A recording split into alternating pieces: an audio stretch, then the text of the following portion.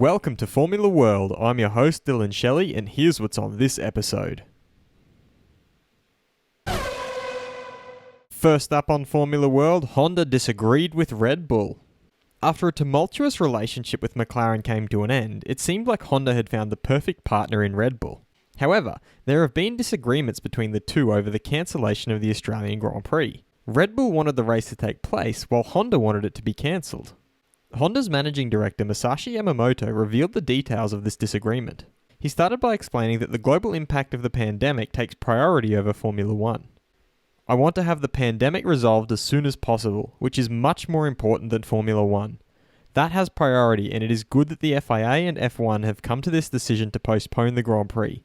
This world problem must be solved before we can continue. And he added how Honda took the decision internally, which made for a difficult conversation with Red Bull's Helmut Marko. The conversation with Helmut Marko was certainly not easy, because we also do not know when the next race will be.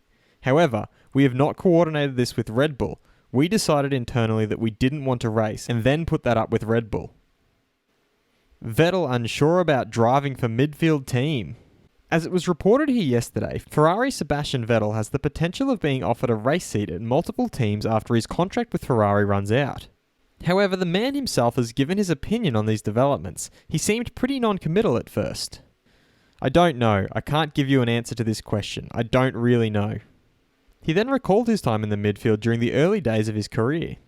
When I was in the middle of the grid, I was at the beginning of my career in Formula 1 with Toro Rosso and shortly thereafter at Red Bull, even though we quickly got to the front.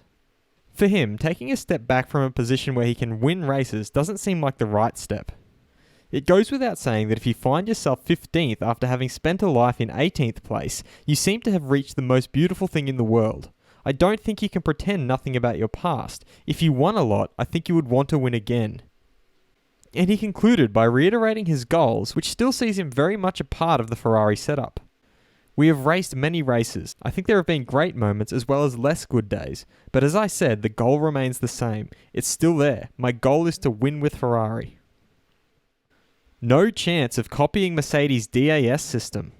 Racing Point's 2020 Challenger is being called pretty much a copy of the championship-winning 2019 Mercedes by most F1 experts.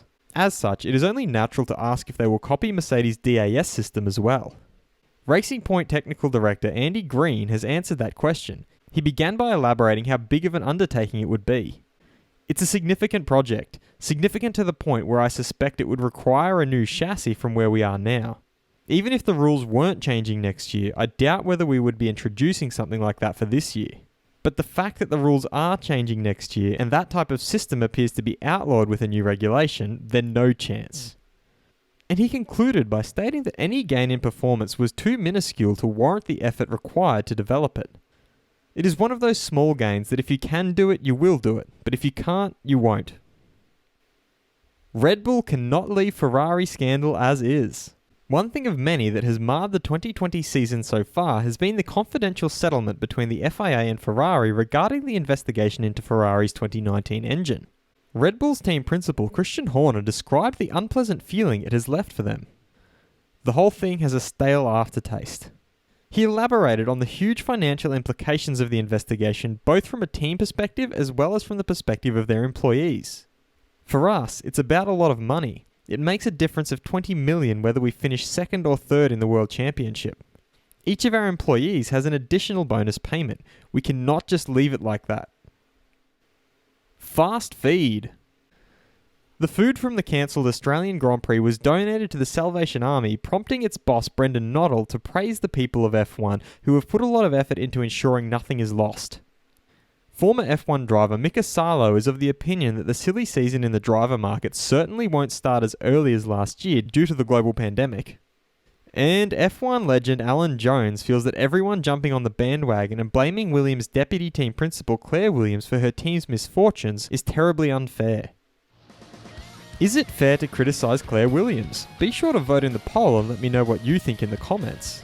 And if you like this video, feel free to subscribe and check out my others for all the latest in the world of Formula 1.